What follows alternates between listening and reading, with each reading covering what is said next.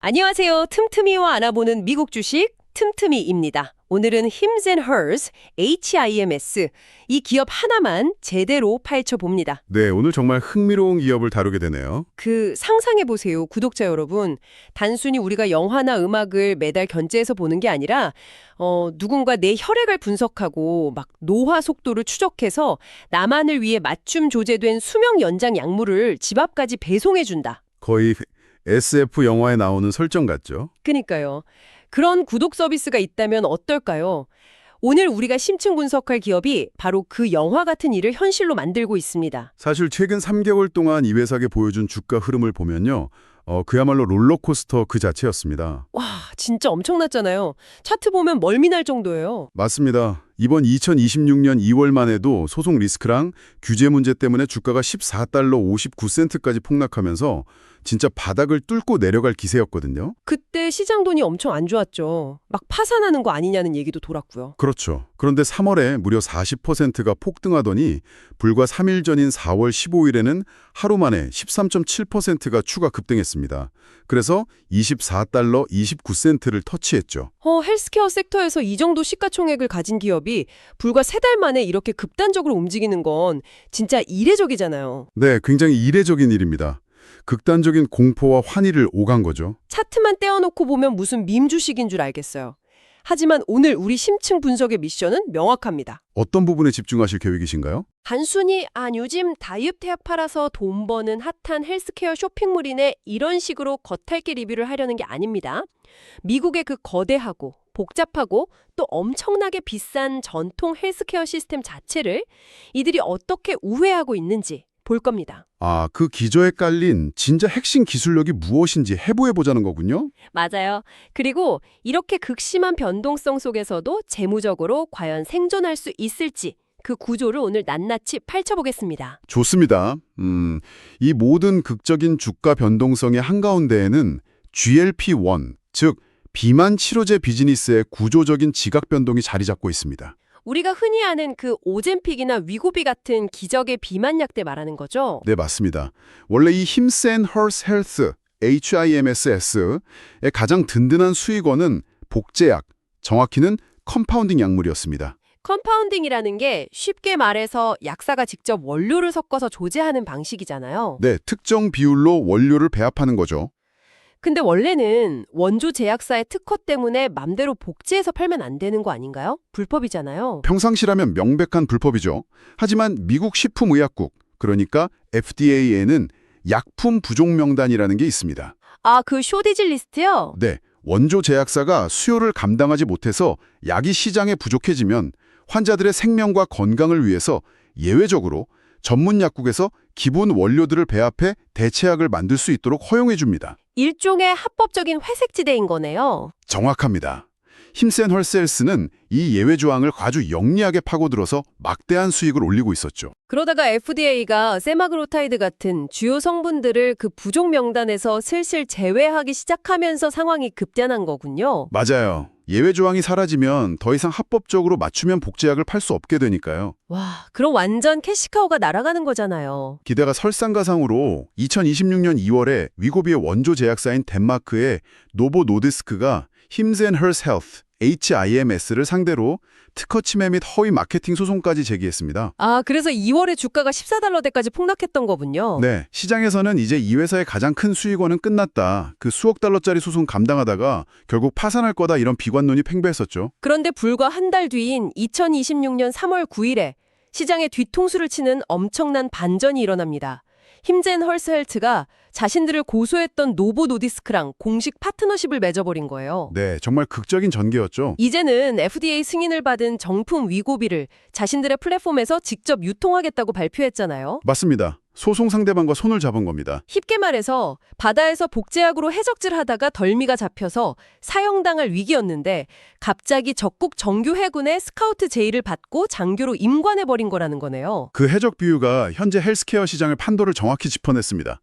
법적 회색지대에서 눈치를 보던 입장에서 세계 최대 제약사의 공식 유통 채널로 완벽하게 양지화된 거니까요. 근데 노보노디스크 입장에서는 굳이 왜 고소까지 했던 애들이랑 손을 잡은 걸까요? 사실 노보노디스크 입장에서도 이 파트너십은 아주 매력적인 선택이었습니다. 미국의 복잡한 헬스케어 시스템에는 PBM, 즉 처방약 급여 관리 업체라는 악명 높은 중간 유통자들이 있거든요. 아, 그 고속도로 톨게이트 같은 애들이요? 네. 제약사와 보험사 사이에서 톨게이트처럼 서서 엄청난 리베이트를 뜯어가며 약값을 부풀리는 주범들이죠. 노보노디스크는 햄젠 헬스의 원격 의료 플랫폼을 활용하면 이 톨게이트를 싹 다 무시할 수 있는 겁니다. 오, 환자들에게 직접 약을 꽂아줄 수 있는 직통 고속도로를 얻게 된 거군요. 중간 상인을 건너뛰고 D2C, 즉 소비자 직거래를 한다는 건데. 바로 그겁니다.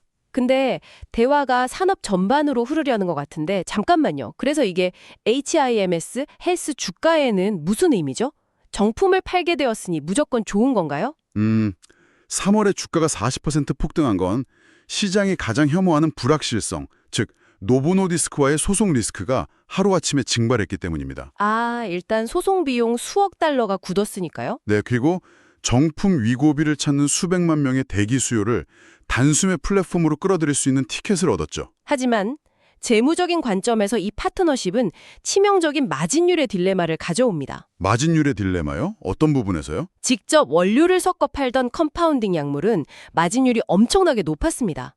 반면에 남이 만든 비싼 정품을 떼어다 파는 건 근본적으로 저마진 비즈니스일 수밖에 없거든요. 아, 그동안 회사가 자랑해온 70% 후반대의 훌륭한 총이익률이 깎여나갈 수 있다는 거네요? 맞습니다. 정품 위고비 유통 비율이 높아질수록 총 이익률 방어가 새로운 뇌관으로 떠오른 거죠. 결국 그 마진 방어라는 딜레마를 숫자로 증명해내야 하는 상황이네요. 자, 그럼 실적을 보죠. 지난번이랑 비교하면 어떤 게 달라진 건가요? 네, 지난 4분기 실적과 1분기 가이던스를 비교해 볼 필요가 있습니다. 제가 직전 분기인 2025년 4분기 실적 자료를 봤는데 일단 탑라인 자체는 엄청나게 성장했어요.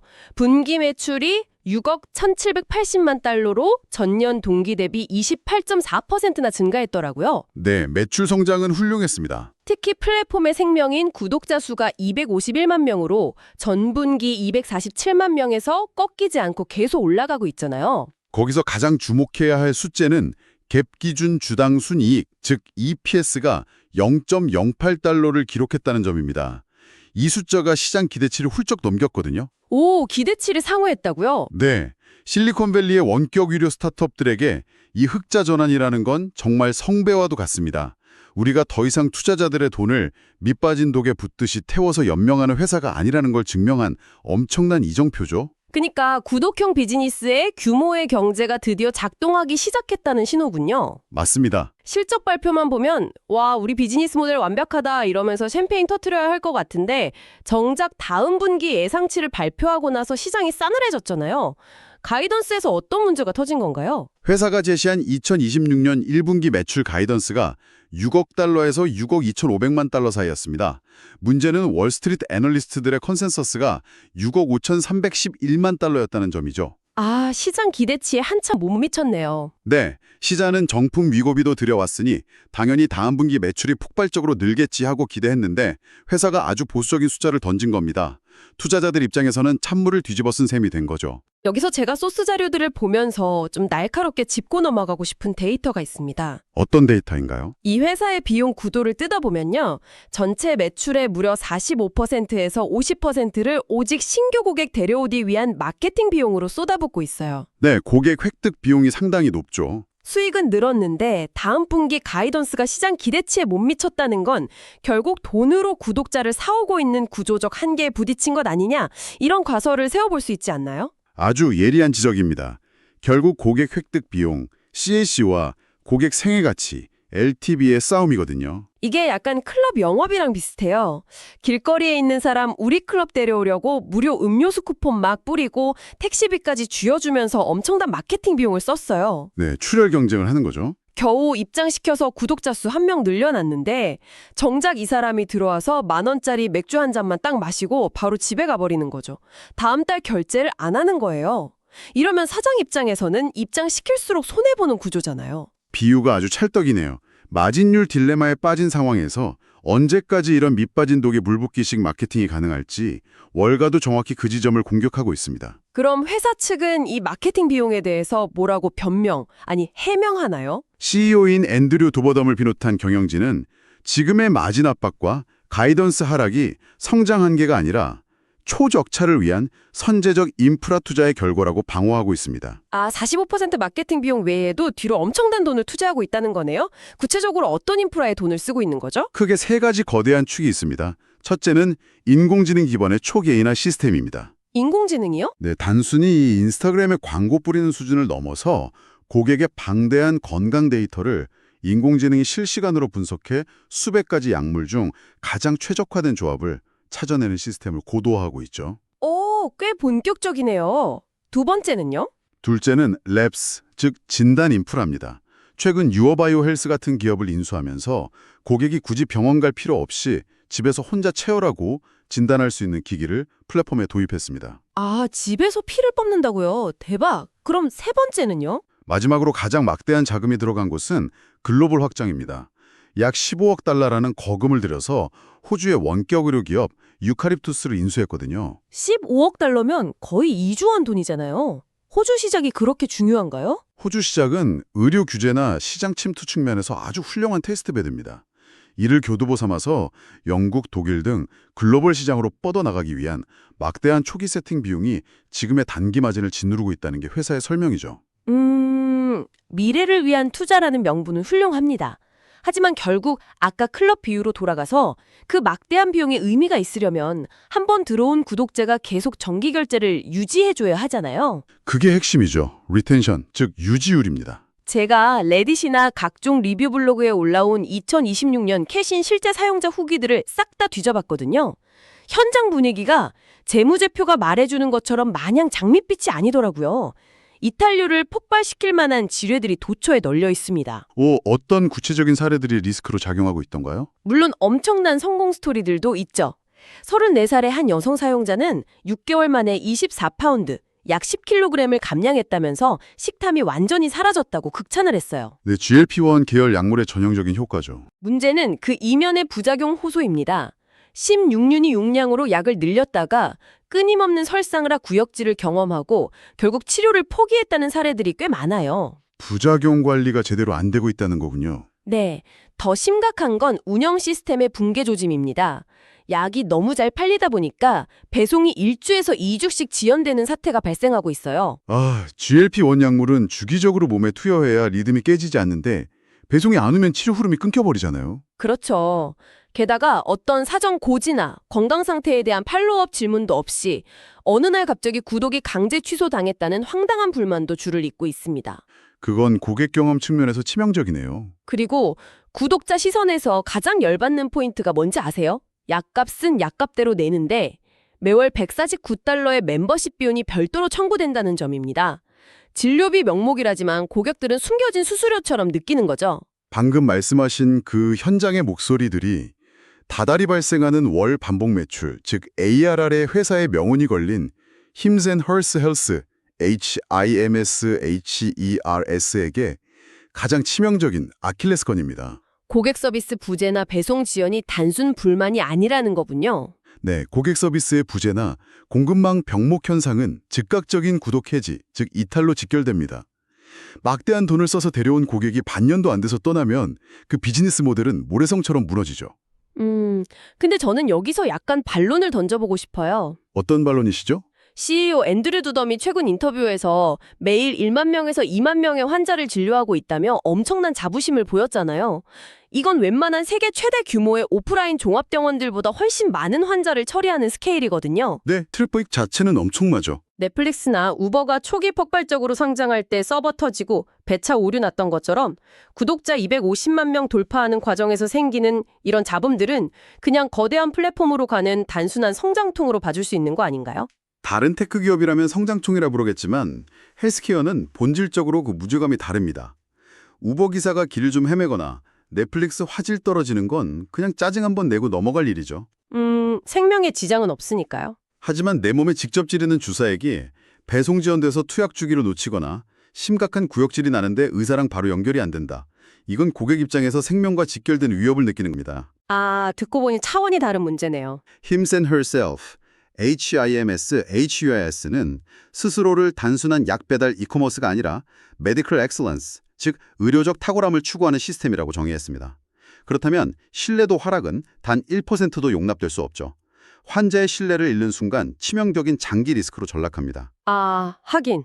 의료 서비스에서 버퍼링이나 시스템 오류는 곧 생명이랑 직결되니까요. 결국 단기적인 운영 리스크를 완벽하게 통제하면서 고마진을 유지해야 하는 이중고를 겪고 있는 셈이네요. 맞습니다. 아주 험난한 과제죠. 자, 그렇다면 회사는 이 위기를 어떻게 돌파하려 할까요? 앞서 우리가 4월 15일에 주가가 13.7%나 급등했다고 했잖아요. 그 촉매제가 완전 새로운 모멘텀 때문이라는 게 진짜 흥미롭습니다. 네, 로버트 F. 케네디 주니어 장관의 발언 때문이었죠. 오케이, let's unpack this. 여기서부터 진짜 흥미로워지네요. 펩타이드 완화가 이 회사랑 대체 무슨 상관이 있는 거죠? 이 펩타이드 모멘토니아걸로 단기적인 마진과 이탈률 문제를 덮어버릴 수 있는 회사의 장기적 비전이자 새로운 캐시카우입니다. 보건복지부 장관이 펩타이드 관련 규제를 대폭 완화할 수 있다는 시그널을 줘서 주가가 폭등한 건데 펩타이드가 대체 뭐길래요? 피트니스나 안티에이징 쪽에서 엄청 화제라는 건 들었거든요. 펩타이드는 생물학적으로 단백질을 구성하는 아미노산들이 짧게 연결된 사슬입니다. 우리 몸속에서 일종의 세포간 메신저 역할을 하죠. 세포한테 메시지를 보낸다고요? 네, 예를 들어 몸속에 들어가서 여기 인대나 관절에 염증이 있으니 빨리 세포 재생시켜라, 손상된 근육을 회복시켜라 하고 생물학적 스위치를 쳐주는 역할을 합니다. 오, 스스로 치유하게 만드는 거네요. 단순한 회복을 넘어서 염증 감소, 그리고 전반적인 노화 방지, 즉 수명 연장이라는 거대한 메가 트렌드의 핵심 물질로 평가받고 있습니다. 아, 우리 몸 자체 회복 시스템에 직접 명령을 내리는 거군요. 근데 그동안은 왜 대중화가 안 된 건가요? 지금까지는 FDA 규제 장벽 때문에 극소수의 부유층이나 최신 바이오 해킹에 관심 있는 사람들만 비싼 돈 주고 몰래 접근할 수 있는 영역이었습니다. 아, 규제에 맞게 있었군요. 그런데 중요한 건 HIMS, HALT, HIMS가 이미 대규모 펩타이드 조제 시설을 선제적으로 인수해뒀다는 사실입니다. 헐, 미리 큰 그림을 그리고 있었던 거네요. 네, 만약 장관의 발언대로 규제가 완화돼서 펩타이드가 양성화된다면 이들은 250만 명 구독자 네트워크랑 원격 의료 인프라를 통해서 이 불로장생이 비약을 일반 대중에게 가장 먼저 싸게 뿌릴 준비를 끝마친 상태입니다. 와, 이거 생각할수록 소름 돋는 전략이네요. 그러니까 지금까지 HAMS, 힘스 앤 헐스 헬스는 머리 빠지면 탈모약 주고 살찌면 비만약 주는 식의 전형적인 사후치료 비즈니스였잖아요. 병이 나면 약을 처방하는 방식이었죠? 근데 앞서 말씀하신 진단 랩스 인프라, 그 집에서 피 뽑는 기기나 다중 암 조기 발견 검사를 도입한다는 건 패러다임이 완전히 바뀌는 거네요. 어떻게 바뀌고 있다고 보십니까? 고객이 병에 걸려서 아플 때 단발성으로 약 파는 게 아니라 아직 안 아플 때부터 선제적으로 데이터를 수집하는 거잖아요. 그리고 그 데이터에 맞춰서 노화를 늦춰주는 펩타이드 약물을 매달 배송해준다. 그렇죠. 예방의학으로 넘어가는 겁니다. 이거 완전 고객을 평생 플랫폼 안에 묶어두고 건강관리를 시키는 헬스케어판 넷플릭스 전략이라는 거네요. 한 번 구독하면 죽을 때까지, 아니 죽는 날을 늦추기 위해 절대 해지할 수 없는 궁극의 구독 서비스요. 와, 그 헬스케어판 넷플릭스 전략이라는 통찰에서 한 걸음 더 나아가 보죠. 그 거대한 생태계를 굴리는 보이지 않는 엔진이 바로 앞서 잠깐 언급했던 인공지능입니다. 아, 데이터 분석하는 그 인공지능이요? 네, 집에서 채열한 혈액 데이터, 유전적 소인, 라이프스타일 기록 등 수백만 명의 임상 데이터를 플랫폼이 흡수합니다. 그리고 인공지능이 실시간 분석해서 당신은 5년 뒤 심혈관 질환을 확률이 40%니까 지금 당장 이 예방약이랑 펩타이드 요법 구독하십시오. 이렇게 제안하는 거죠. 고객 입장에서는 나보다 내 몸 더 잘하는 인공지능 주치의가 생기는 거네요? 내 평생의 건강 데이터랑 맞춤 처방 기록이 이 플랫폼에 다 쌓여 있는데 149달러 아깝다고 다른 데로 갈아탈 수가 없겠네요. 완벽한 락인 효과가 창출되는 거군요. 바로 그겁니다. 와, 파편화되어 있던 소스 자료들을 하나하나 연결해 보니까 이 회사가 왜 그렇게 극심한 주가 변동성을 겪으면서도 월가의 뜨거운 감자가 될 수밖에 없는지 완전히 명확해집니다.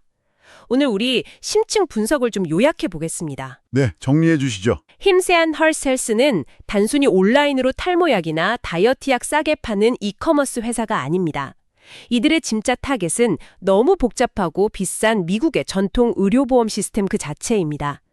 미국인들이 수천 달러짜리 공제액을 채울 때까지 보험 혜택 구경도 못하고 병원비 폭탄 맞는 그 답답한 현실을 파고든 거죠. 보험의 사각지대를 제대로 노렸죠. 네, 골치 아픈 보험 청구 절차 싹 무시하고 그냥 소비자에게 현금 결제를 직접 받으면서 진단부터 예방, 처방까지 원스톱으로 해결해주는 거대한 원격 의료 제국을 건설하려는 엄청난 도전입니다. 그 도전에 대해 구독자 여러분이 한 번쯤 깊게 생각해 보실 만한 파격적인 화두를 하나 던지고 싶습니다. 오, 어떤 건가요? 만약 힘센 헬스가 자신들의 계획대로 암 조기 진단이나 펩타이드 요법 같은 최첨단 예방의학을 한 달에 몇만 원 수준의 구독 모델로 완전히 대중화시킨다면 어떻게 될까요? 와, 상상만 해도 판이 뒤집힐 것 같은데요.